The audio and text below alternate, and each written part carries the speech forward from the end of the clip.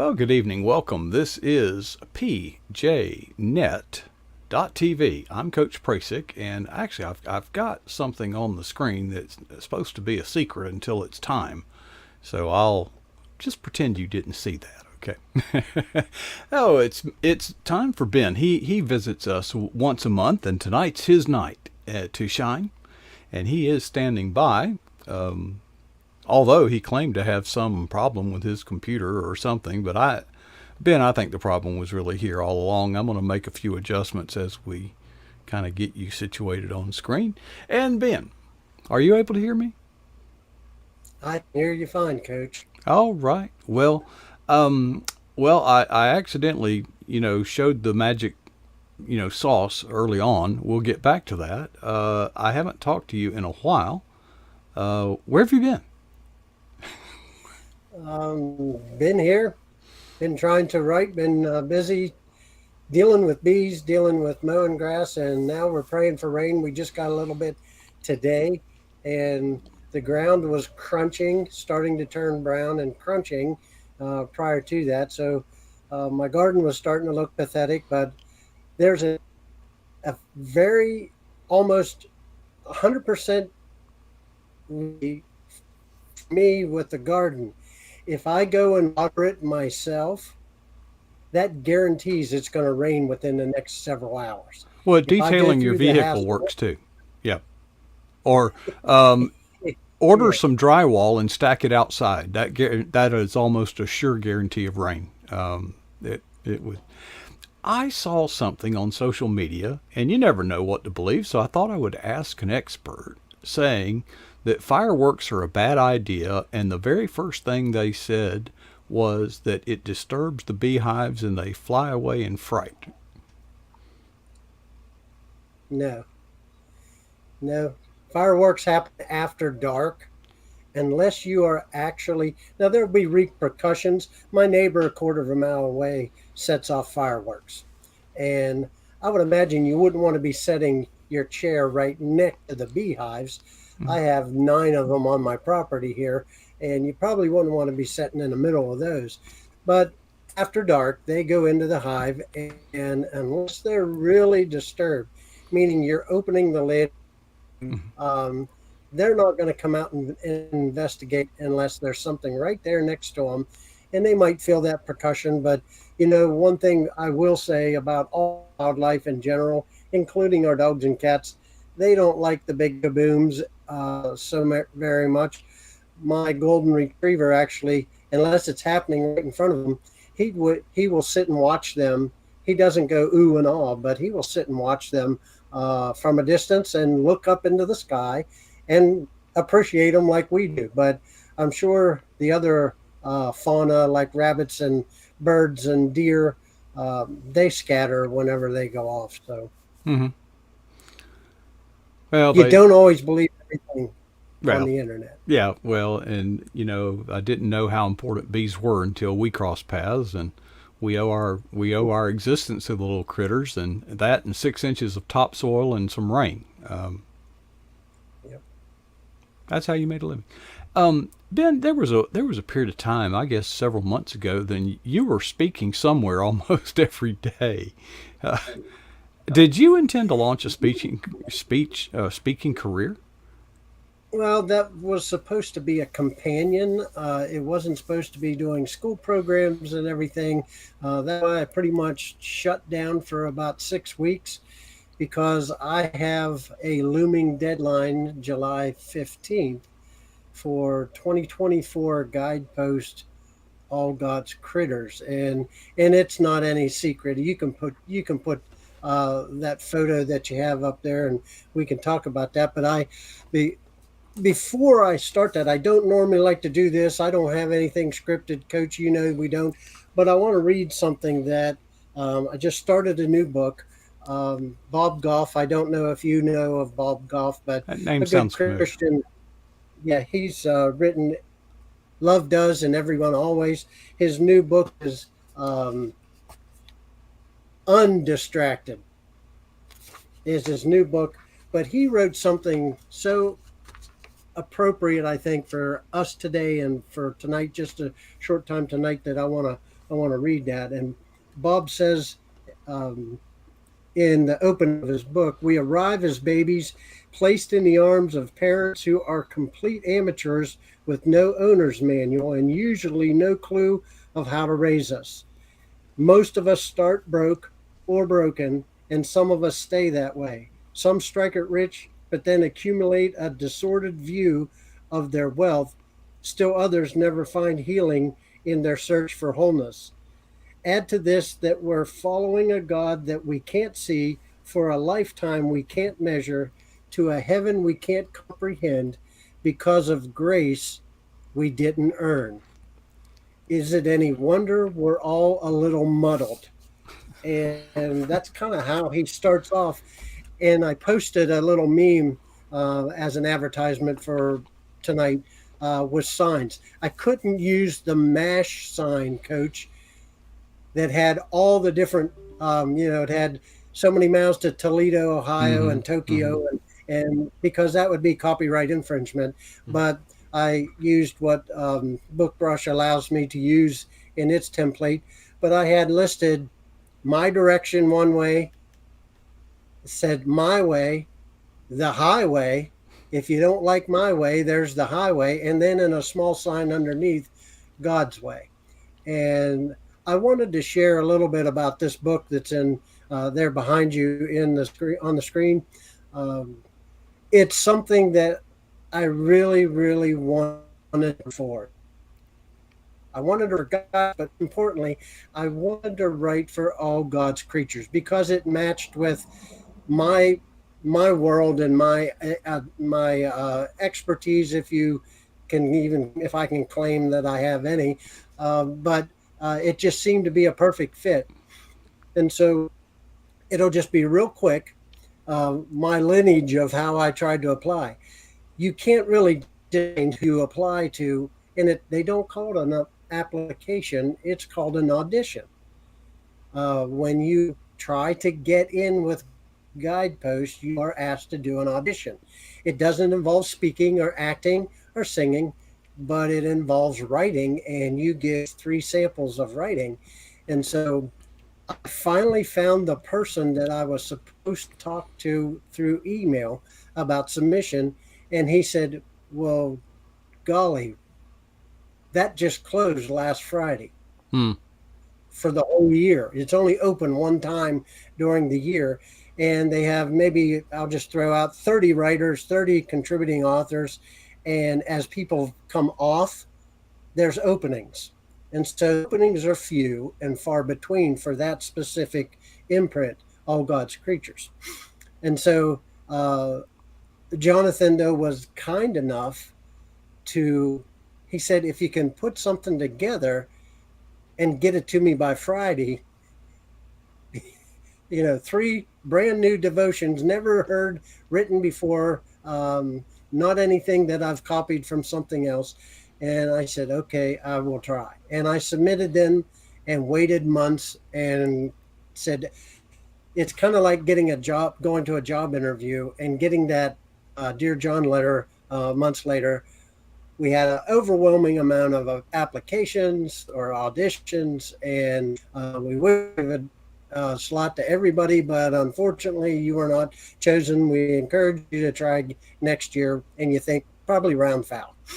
And Hmm. so next year, I was not late, and I got the invitation well in advance when it first came out. Um, and so I thought, well, I'm ahead of the game. I'm going to turn these in a month or so ahead of time so that my auditions are time and not late. They bent over backwards to let me submit, but didn't make it. And so I wait again. I get the same type of Dear John letter. Sorry, we had a lot of people, only a few openings, and therefore, try again. So last year, 2021, I got the invitation, the call to audition. And I said, you know what? They must not like my work. I'm not going to audition. But inside, I really wanted to write for them. And I was giving up. If you remember the one guy that wrote stories with his kids, he was on 2 years ago, PJNet, and he sent 200 letters out to Hmm. publishing companies and got 200 rejections. But somebody picked him up, and he's part of the, a best-selling author with fantasy young adult series that he and his kids wrote, um, put together, which is great. But uh, I didn't have the patience to wait for 200 years of rejections from Guideposts, All God's Creatures. And so I didn't do anything until 4 days prior to the deadline. The editor sent me an email last year and said, "Are you submitting an audition this year?" And I said, I wasn't sure that you liked my writing. And they said, "Oh, we liked it. Can you please send your 3 new devotions in for involving animals?" And so here I am back at the deadline with 4 days to go. I wrote one a day and submitted it a day early. And within 6 months or 6 weeks, I got the invitation to start writing for Guidepost and got the welcome aboard. So he sought me out this time, allowed me to meet the desires of my heart with me even rejecting and not even accepting that and not moving forward in that. He dropped that right in my lap. And I said, I've got to buy this opportunity up. And so that was a welcoming thing. I just got those advanced copies. And I think if you write for Guideposts, the first time you write and you're part of their publications, you get 10 copies. Every other one, you only get one copy, and you're just part of the group and the family. But I'm tickled to death. If you look in the upper right above the word all and all the way over, there is a bee on the cover of All God's Creatures, because I do have a couple devotions that involve bees. But God heard my heart, because my prayers had stopped about writing for Guidepost. They had stopped for about 2 years. I was praying, I want to try to write for Guidepost. And so I had given up, and I was moving on, not begrudgingly, because I real quickly put 3 brand new devotions together as an audition, submitted those, and was accepted in a short period of time. I think they were already expecting me to go, and I wasn't even following the baseball rules of 3 strikes you're out.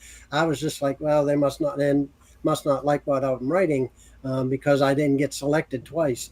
I didn't feel sorry for myself. I just, let's move on and not Hmm. dwell there and move on to something else. So fast forward to 6 months after that, I got an email, and they asked, we're starting a new imprint, Inspiration from the Garden. Would you be willing to write 10 devotions for that? That came, I accepted that in August, and I applied for it in August, said, yeah, I'd be willing. Then they said, could you write 10 of them by December something? It was early December. So I got that. So that's coming out later this fall. And so I actually have a Vinewords book is coming out later this fall. It was scheduled to come Hmm. out, but Diane had to go back to the um, um, layout process again. Wasn't happy with that, and so it's coming out this fall. And I wanted to share about something that I kind of forgot about. You might have heard of the name Yvonne Lehman.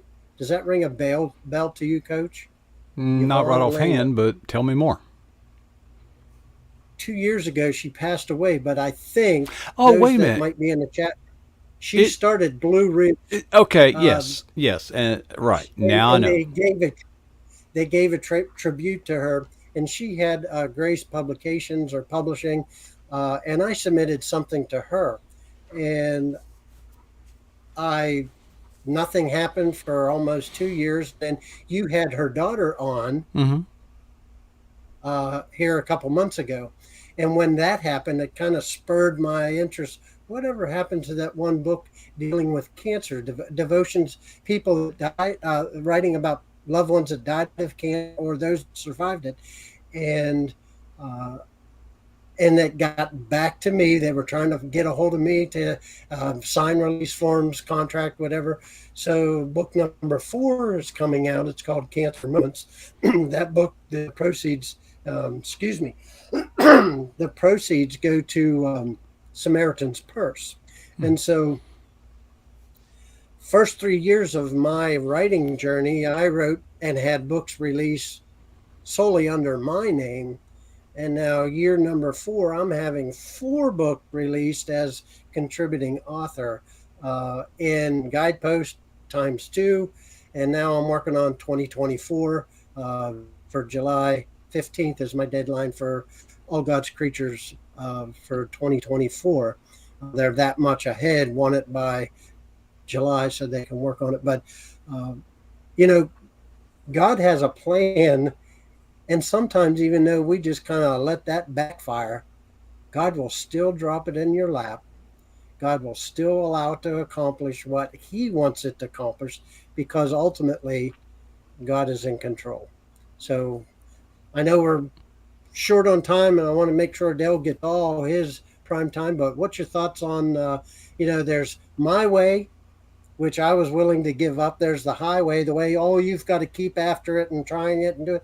And then there's God's way and God's direction that He can choose to do it any way He wants, and He can allow that into your lap if He so wills it. Well, it's an interesting dilemma. As a Christian, and for me as a coach and as a competitor, because the notion of quitting is just not on my radar. But sometimes we as Christians, or I have, and I assume others struggle with this too. I get this great idea, and I pursue it with reckless abandon and persistence and all that. And there have been times in my life, Ben, when I have done some very good things, but God didn't ask me to do them. And as you were telling this story, there can be no doubt that God wanted you to do this. That eliminated all the doubt. Yes, you wanted it. You set a goal. You worked at it. You were persistent. But you let go of it.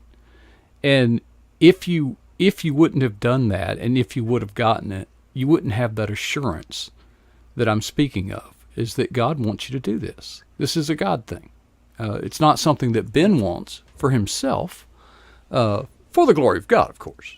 But it's hard to hold ourselves accountable in that regard. And I had a question for you. You've done it both ways now. You've had books, by your own, and you've been contributing in this as well as Vinewords and other projects. Do you have a preference? You know what? I really don't. I just want it just those that I just want to be engaged with it. I'm not the type of person that my goal is I want to be on the New York bestseller list. I want to be on the well done, the good full list. That's the list I want to do, and that's the praise that I want to hear. Um, but so if God pulls me, I never thought I'd do children's book, and I did. And I never thought I would get in with Guidepost, and I did. So as the doors are opened, um, even if I'm slowly closing them, because I didn't close that completely, because I got 3 devotions written in 3 days and sent them in, and they were happy with them. And those 3 devotions actually are part of the 2023 book. So, Mm-hmm. but as long as my writing is bringing glory to God, it doesn't matter about awards or accolades. It helps whenever somebody says, I really enjoyed or that really touched me or encouraged me what you wrote, since I write mostly devotions. But, um, you know, wherever God calls me, that's Mm-hmm. where I'm willing to go. And if I'm slowly closing the door and God puts his foot in that door and just Mm-hmm. kind of allows it to creek back open a little bit, then I'm just as happy helping and seeing my PJNet family and other Christian writers that I know succeed, and that's a win-win for me as well. If I support them and they support me, then it's all good, Coach. You're all heart, Ben. You're all heart, and God has blessed you. You know, to think it was not that long ago that you were diagnosed not just once, but I mean by many accounts, you shouldn't even be here. Amazing what. But God knew better. God had something. He's not done with you, apparently. No, So, no, well, Ben, I hope you get some rain up there. I hate to see your garden and all that.